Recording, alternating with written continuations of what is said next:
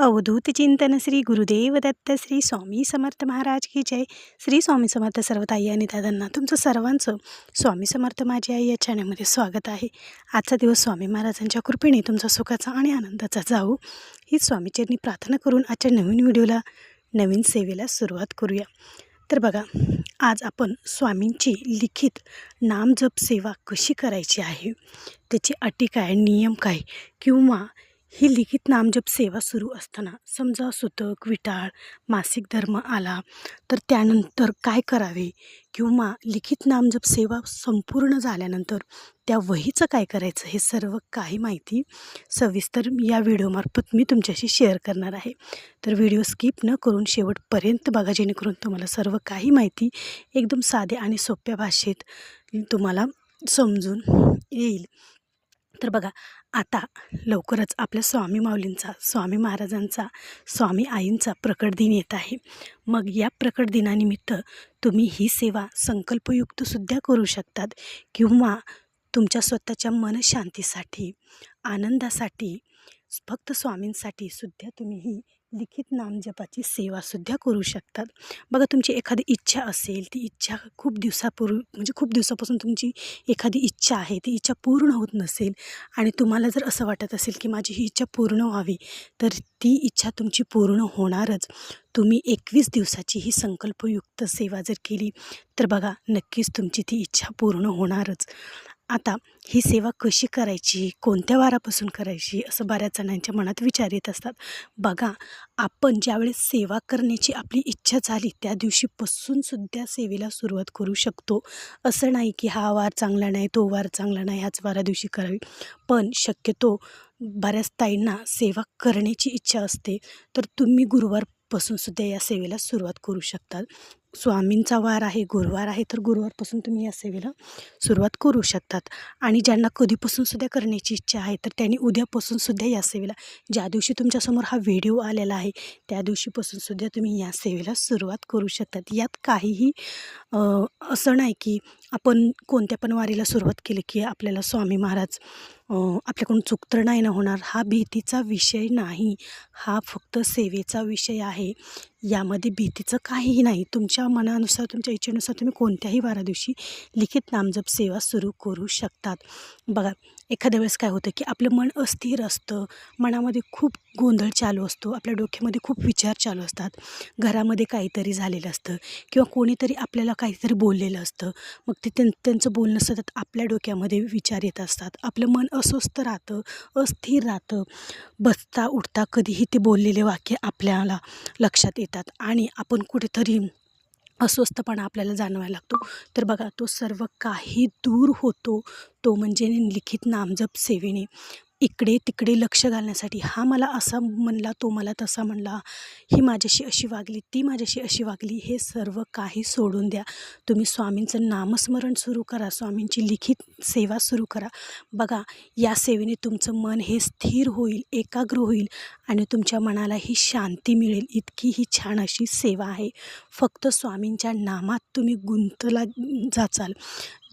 तुम्हाला कोण कसं वागते, कोण तुमच्याशी कसं बोलतं, याच्याशी तुमचं काहीही संबंध राहणार नाही. त्याच्यामुळे आपल्यासोबत कोण कसं वागतं हे सर्व काही सोडून द्या आणि स्वामींच्या लिखित नामजप सेवेला सुरुवात करा. बघा, या सेवेने तुम्हाला खूप छान असा रिझल्ट येईल, छान अनुभव येईल. आता लिखित नामजप सेवा तुम्ही कोणत्याही वारापासून सुरू करू शकतात. बघा, तुम्ही साधी वही असेल तुमच्याकडं, साधी एक नवी कोरी लिखित नामजपासाठी वही आणू शकतात, किंवा लिखित नामजपाची तुम्हाला वहीसुद्धा दिंडोरी प्रणित केंद्रामध्ये मिळून जाईल, किंवा तुम्ही ऑनलाईनसुद्धा तुम्हाला मागू शकतात, किंवा धार्मिक दुकानातसुद्धा तुम्हाला ही लिखित नामजपाची वही मिळू शकते. तर ती वही तुम्हाला आणायची आहे. बघा, तुम्ही दिवसातून 108 वेळेस नामस्मरण म्हणजे नामजप करा, लिहा. लिखित नामजप 108 वेळेसला लिहा, किंवा ती पूर्ण एक जो पेज असतो वहीचा, एक संपूर्ण पेज असतो, तो एक संपूर्ण पेज तुम्ही दिवसभरात लिहू शकतात. असं नाही की वही आणली मग मी आजच सर्व काही वही पूर्ण करणार, सर्व वही भरणार, असं अजिबात करायचं नाही. बघा, याने काय होतं, आपण फास्ट लिहिण्याच्या नादात आपलं त्या नामावर, या नामजपावर आपलं लक्ष राहत नाही. आपण फक्त फास्ट करण्याच्या नादात असतो आणि ज्यावेळेस आपण दररोज एक पान लिहिण्यासाठी घेतलं तर आपलं मन हे स्थिर राहतं, मन हे शांत राहतं आणि एकाग्र मन आपलं होतं.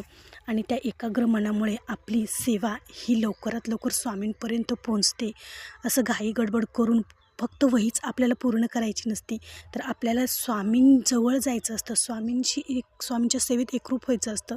एकाग्र आपली सर्व काही मन हे स्थिर राहतं, एकाग्र राहतं आणि आपलं मन प्रसन्न राहतं. ज्यावेळेस आपण शांत चित्तेने नामस्मरण, नामजप, लिखित नामजप केल्यानंतर अशा प्रकारे तुम्हाला दररोज एक पान का तुमच्याकडून लिखित नामजप होईल अशा प्रकारे तुम्हाला करायचं आहे. किंवा तुम्हाला आकडे टाकून लिहायचं असलं तर तुम्ही 1, 2, 3 असे आकडे टाकून 108 वेळेससुद्धा हे नामजप लिहू शकतात. खूप म्हणजे खूप सेवा ही प्रभावी आणि खूप मनाला शांती देणारी ही स्वामींची लिखित नामजप सेवा आहे.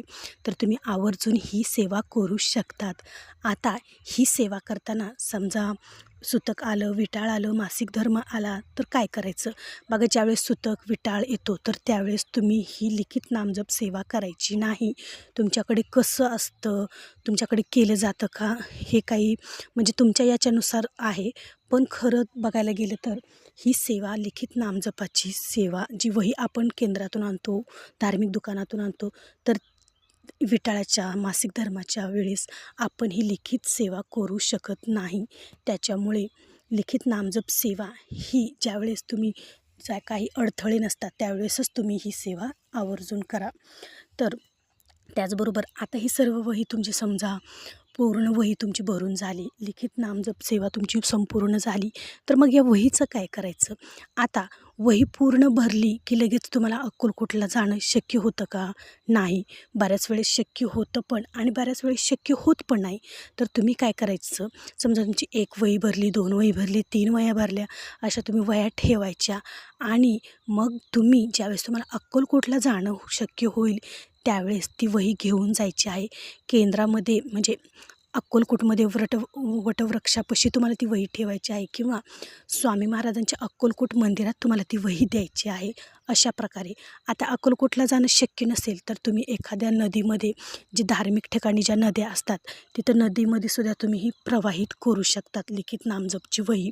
अशा प्रकारे तुम्हाला जसं जमल तसं या प्रकारे जिथं तुम्ही धार्मिक क्षेत्रामध्ये नद्याच्या ठिकाणी जाचाल तिथंसुद्धा तुम्ही या वह्या प्रवाहित करू शकतात. अशा प्रकारे तुम्हाला ही लिखित नामजपाची सेवा करायची आहे.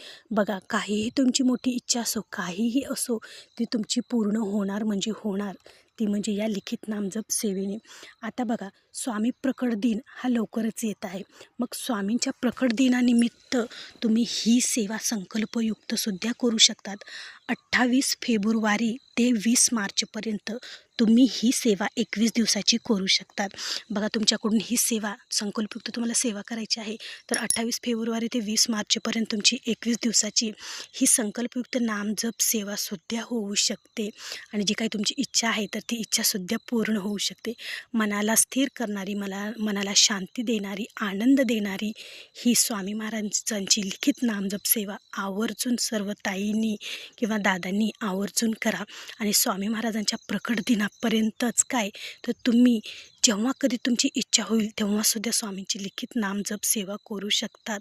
याने खूप छान असा तुम्हाला अनुभव येईल. या सेवेने तुमचं मन स्थिर होईल तर होईल, फक्त तुम्ही एक अध्यात्मामध्ये तुम्ही जोडला जाचाल आणि तुम्हाला स्वामी महाराजांचं नामस्मरणाची ही गोडी इतकी लागेल की तुम्हाला कोणी काय म्हणतंय, कोणी काय बोलतं याच्याशी काहीही तुम्हाला म्हणजे तिकडे तुमचं लक्षच जाणार नाही. अशा प्रकारे तुम्हाला इतकी स्वामी महाराजांच्या तुम्ही सेवेमध्ये गुंगून जाचाल.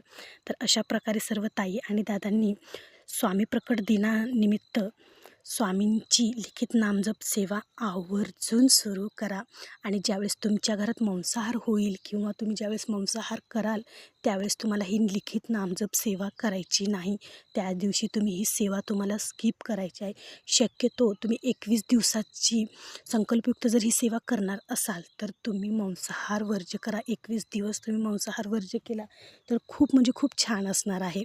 आणि जर समजा तुम्ही दररोजच लिखित नामजप सेवा करत असाल तर ज्या दिवशी तुमच्या घरात मांसाहार होतो, तुम्ही खाता, त्या दिवशी तुम्हाला ही सेवा करायची नाही. तर अशा प्रकारे तुम्हाला ही सर्व काही सेवा सांगितलेली हा व्हिडिओ तुम्हाला कसा वाटला नक्की कमेंटमध्ये सांगा. आणि आपल्या चॅनलला जर तुम्ही नवीन असाल तर आपल्या चॅनलला सबस्क्राईब करा. भेटू पुन्हाच अशा नवीन व्हिडिओसोबत, नवीन सेवेसोबत. तोपर्यंत माझ्या सर्व ताई आणि दादांना श्री स्वामी समर्थ.